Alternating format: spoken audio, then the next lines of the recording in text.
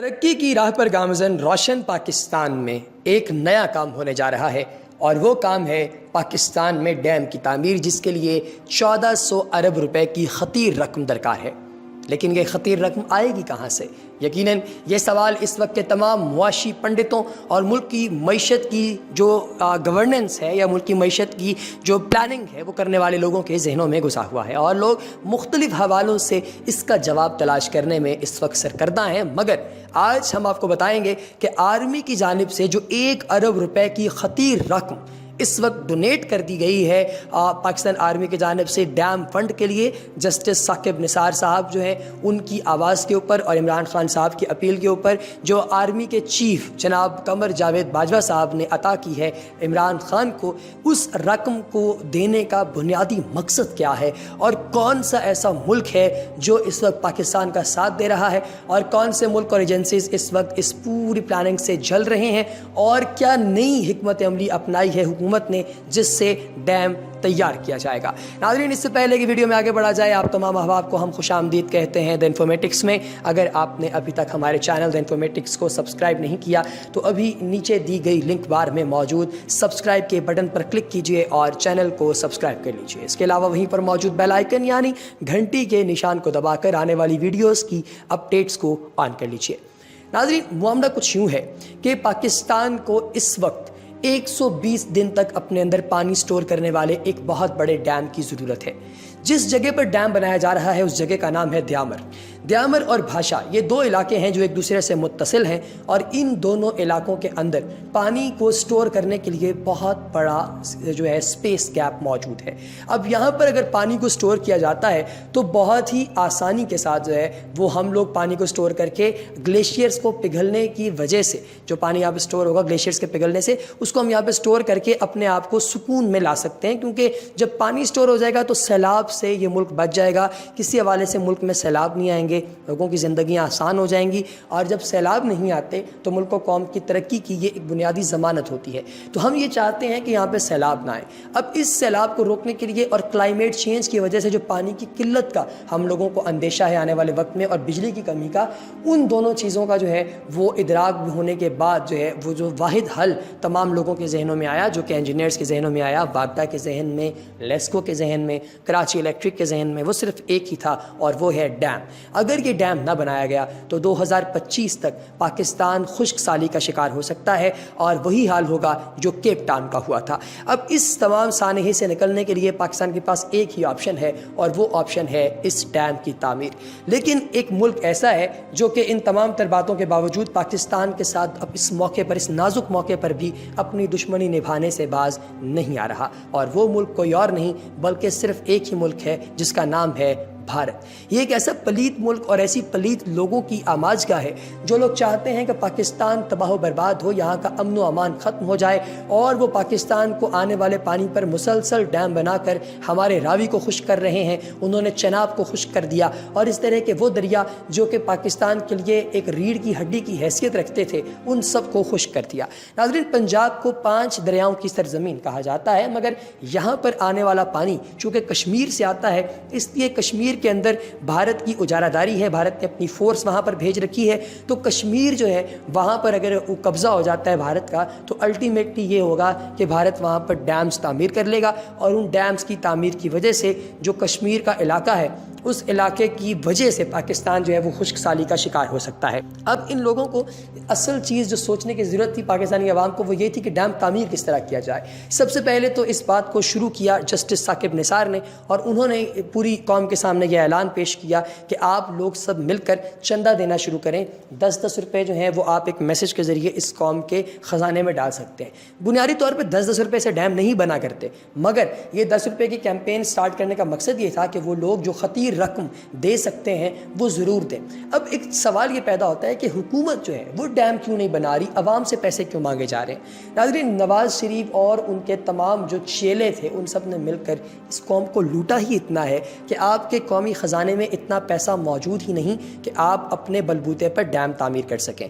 اور جب پیسہ موجود نہیں ہے تو یہ کیسے ممکن ہے کہ آپ کے پیسوں کی بغیر کسی ملک میں ڈیم موجود ہو جائے یا ڈیم پیدا ہو جائے؟ اب اس کے لیے ہم قرضہ بھی نہیں لے سکتے کیونکہ اس وقت پاکستان گرے لسٹ میں شامل ہو چکا ہے، یعنی وہ ممالک جو بہت زیادہ قرضہ لے چکے ہیں۔ تو IMF سے قرضے لے کر ان لوگوں نے، ان گندے لوگوں نے، ان پلید لوگوں نے پاکستان کو مقروض کر دیا، معاشی بدحالی کا شکار کر دیا اس قوم کو، چاہے وہ زرداری ہو یا وہ نواز شریف ہو۔ انہوں نے مل کر، پیپلز پارٹی اور نون لیگ نے ملک کا کچھ نہیں چھوڑا ناظرین، ستیہ ناش کر کے رکھ دیا۔ تو اس وجہ سے ہمیں کوئی ملک جو ہے یا کوئی جو بینک ہے وہ اتنا لون دے گا بھی نہیں 1400 ارب کا کہ ہم یہ ڈیم تعمیر کر سکیں۔ اب اس لیے پھر ہوگا کیا کہ ہم لوگ اس ڈیم کی تعمیر کے لیے جو ہے وہ پوری دنیا سے چندے اکٹھے کرنے کے ساتھ ساتھ ایک اور پالیسی ترتیب دے رہے ہیں جس پالیسی کے نتیجے میں یہ ڈیم بن جائے گا۔ اب چندے کی طرف آتے ہیں، پھر ہم لوگ پالیسی کی طرف چلیں گے۔ ناظرین، چندے والا معاملہ یہ ہے کہ عمران خان صاحب نے پچھلے دنوں اپیل کی تھی کہ وہ تمام لوگ جو کہ پاکستانی نیاد ہیں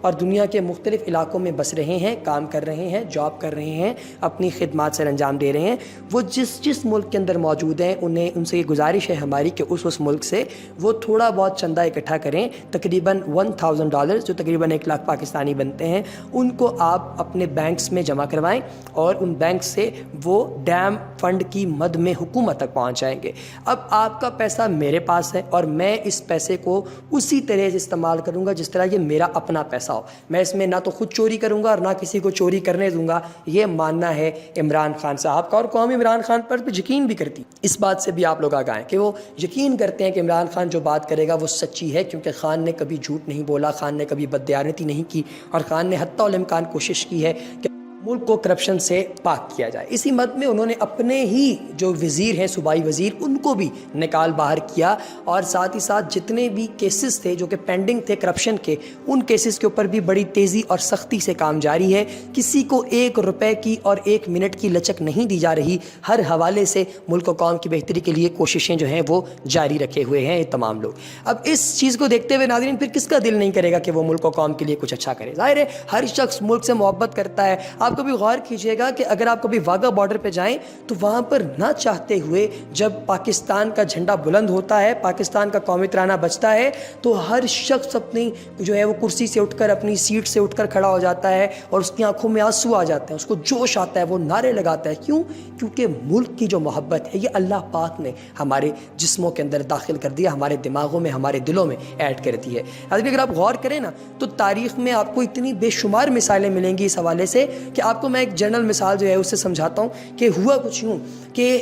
جب نبی پاک علیہ السلام جو ہیں وہ مکہ المکرمہ چھوڑ کر جا رہے تھے تو آپ کو ہجرت پر چونکہ مجبور کیا گیا، ظاہر ہے وہ لوگ آپ کی جان کے دشمن بنے ہوئے تھے، تو اللہ کی طرف سے جب ہجرت کا حکم ہوا تو آپ نے مکہ کی طرف جاتے ہوئے ایک نگاہ دوڑائی اور اس کی طرف دیکھتے ہوئے فرمایا کہ اے مکہ، تو مجھے بہت پیارا ہے، تو میری آنکھ کا تارا ہے، میں تجھے چھوڑ کر نہیں جانا چاہتا، مگر کیا کروں کہ تیرے یہاں پر بسنے والے لوگوں نے میرا یہاں رہنا جو ہے اس کو مشکل کر دیا ہے۔ جب یہ دعا کی نا تو یقین کیجئے کہ مکہ المکرمہ سے گزرتے ہوئے حضور پاک علیہ السلام بہت ایموشنل، کیونکہ آپ جانتے تھے، آپ چاہتے تھے کہ آپ وہاں پر رہ سکیں، لیکن ظاہر ہے وہاں پر رہنا پاسبل نہیں ہو رہا تھا، کیونکہ وہ لوگ آپ کو بہت زیادہ تنگ کر رہے تھے اور دین اسلام کی جو پریچنگ ہے، جو تبلیغ ہے، اس میں مسائل آ رہے تھے، لہٰذا حضور اقدس علیہ السلام نے اس جگہ کو چھوڑ دیا۔ اب جب وہاں سے چھوڑ کر گئے تو آپ کا دل نہیں چاہتا تھا کہ آپ مکہ چھوڑیں اور مدینہ شریف جائیں، لیکن اب ظاہر ہے کہ آپ وہاں سے جب چلے گئے تو واپس آپ مکہ ہی آئے، آپ نے مکہ فتح کیا اور مکہ کے آپ تاجدار بنے،